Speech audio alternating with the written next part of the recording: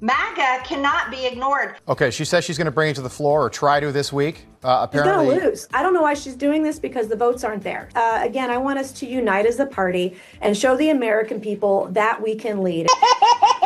That's Congresswoman Nancy Mace attacking Dairy Queen, two Trumpanzees auditioning for Tiny Finger's approval, like a Neanderthal beauty pageant, a humiliating exercise in the world of Republican politics. Mace, like the Republican Party, is a big mess. She's going after Waffle House, who is an avid Trump acolyte, who's attacking Mike Johnson, who Trump loves, who helped pass aid to Ukraine that Dairy Queen and Trump opposed. The greatest president in United States history. All the while, Republicans are leaving the party like the keg just went dry. As I said, it's a big mess. I'm just getting warmed up. Nancy Mace has lived a lot of life. A high school dropout, a rape victim, a harsh critic of Trump. We were really trying hard to figure out how do we hold a president accountable that put all of our lives at risk. And a huge supporter of Trump. Her journey is similar to Lion Ted, Little Marco, and Miss Lindsay, all of whom attacked Trump. This man is a pathological liar. Then came back around like a high school romance. Tell me more, tell me more.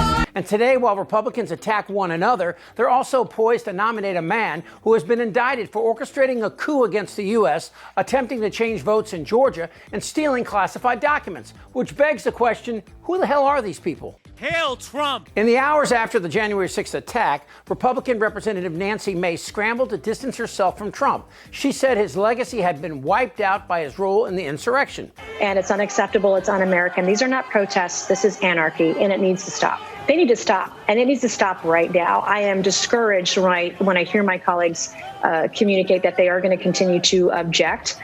Everyone in the chamber knows that this is a futile effort. Millions of people were misled to believe that President Trump could be president after today's vote on the Electoral College. Today's vote is just an administrative procedure. It's ceremonial. We can't overturn the election of 50 states who've certified their electors. This did not go unnoticed by Chubby Fingers. In fact, just 2 years later, Trump endorsed her GOP primary rival, calling Mace absolutely terrible. She's a terrible person, and she has no idea what she's doing, Nancy Mace. Right after hearing I was going to endorse a really wonderful person, a different candidate, she went to New York and stood in front of the magnificent Trump Tower. Has anyone ever heard of Trump Tower? And did a commercial insinuating that I was endorsing her. She's standing we're in front of Trump Tower in New York. I'm saying, can you believe this? It was untruthful, just like everything else she does. Thankfully, this June, you have the chance to dump these grandstanding losers and replace them with two rock-solid America First champions. But Mace learned what other Republicans have discovered. There's no in-between. Trump's conduct, both criminal and amoral, leaves no gray area. So Mace began supporting Trump. Smart or sad enough to realize Trump held her future in his hands. And because you cannot be pro-democracy and be on Team Trump, today Congresswoman Mace tried to make things right with the boss. Hey everyone, Congresswoman Nancy Mace here. I'm in front of Trump Tower today, and I remember in 2015 when President Trump announced his run. I was one of his earliest supporters. I supported him again in 2020 because of policies I believed in. He brought American jobs back. He lowered our taxes, wages, and employment were better for every hardworking American in our country. First of all, what she just said, all BS. But it was enough to get Trump's attention. Then she started attacking Democrats, saying they were over-dramatizing the insurrection. Stop me if this reversal sounds familiar. Mace began to drink the MAGA juice, and like the others, was granted redemption by Captain Man-Titties. Almost exactly 2 years to the day later, Trump endorsed Mace's 2024 re-election bid. Now, for many of us who have to listen to these mopes, the occasional ironic backdrop must be pointed out. Nancy Mace, a rape victim, was supporting a candidate who talked about grabbing a woman down south whose civil rape trial and subsequent defamation of the victim had him paying out more than $100 million. So it's entirely within the ballpark of reasonable questions to ask, why would you support this guy? I was proudly the person responsible for the ending of Roe v. Wade. On ABC's This Week, Mace repeatedly accused ABC host George Stephanopoulos of shaming her as a rape victim for supporting Trump. But that's not what I heard. I'm not going to sit here on your show and be asked a question meant to shame me about another potential rape victim. I'm not going to do that. It's actually not about shaming you. It's a question about Donald Trump. No, you are shaming me. You've endorsed Donald Trump for president. Right. Donald Trump has been found liable for rape by a jury. Donald Trump has been found liable for defaming the victim of that rape by a jury. It's been affirmed by a judge. It was not a criminal court case, number one. Number two, I live with shame. And you're asking me a question about my political choices, trying to shame me as a rape victim, and I find it disgusting. And this is why women won't come forward. Women won't come forward because they're defamed by those who perpetrate rape. Donald Trump they are judged and they're shamed, and you're trying to shame me this morning. I think it's disgusting. I'm not shaming you at all. I told my story. It took me 25 years to tell my story. I was judged for it. I still get judged for it today. I'm asking you a very simple question. And I answered it. You're shaming me for my political choices. I'm asking you a question about why you endorse someone who's been found liable for rape. It was not a criminal court. But to sit here and ask me as a rape victim to try to shame me for my political choices is wrong, and I think it's offensive. You can repeat that again and again and again. And I'm going to because I find it deeply offensive. See, what you're doing is defending a man who's been found liable for rape. I don't understand how you can do that. Not in a criminal court of law. This was a civil judgment over sexual abuse, not rape, by the way, and she made a mockery out of it. Can we pull up the Washington Post headline right there? In fact, it has been shown to be rape. The judge affirmed that it was in fact rape.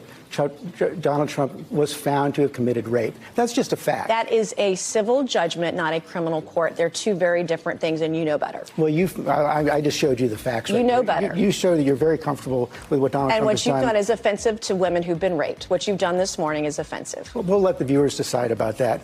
Now, I've heard the case made for shaming victims, but this ain't that. Trump has over 14 allegations of sexual assault, and of course, we all remember this. Grab him by the pussy. As far as Trump's rape trial, the judge in the case concluded that Trump, for all intents and purposes, raped her as many people commonly understand the word rape. A couple of months later, it got worse for Trump. A separate jury concluded that Chubby Fingers must pay Jean Carroll an additional $83 million in damages for repeatedly defaming her, including $65 million in punitive damages. The mess that is the GOP grows darker and weirder around this pustulant skin tag. Up until this month, Republican responses to Trump's sexual attacks fell into two fairly obvious groups. Mitt Romney said, "I will not be voting for former President Trump.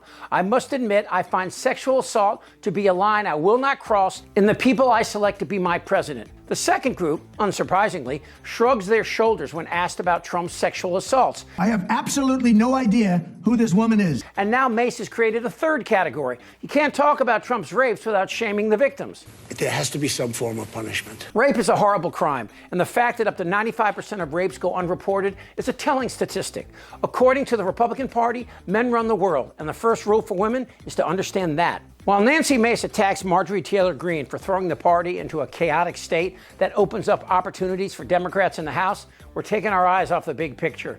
Nancy Mace should never be shamed for being a victim of rape, but she is a member of a party that has consistently sided with men on these issues. Today, men who rape women who get pregnant can force them to have a child, and in 12 states, the rapist can file for dual custody. There has to be some form of punishment. So Nancy, we aren't shaming you, but Trump would. He attacked his rape victim and didn't care that it cost him millions because Trump supporters, such as yourself, are propagating the lie that this guy is a victim and giving him money. It's just ironic to me that any woman would support a party that thinks this, and I love women, is the best you can do. Who's with me? Hi, what's up? On speed or something. Time to pack it up. This isn't their Republican Party anymore. Am I wrong? Yeah. TikTok. You're in a lot of trouble, Donnie. Thank you so much for watching. You know, YouTube frequently penalizes my videos for taking on controversial subjects, hurting our ability to earn ad revenue, which we use to hire more hosts and make more videos. We think it's so important to make these videos now and expose the Republican cult. So please join us on Patreon. The link is in the comments. We literally can't make these without you. Thank you so much. For Really American Media, all of a sudden, this guy is like amped. I think he's crazy. I'm Chip Franklin.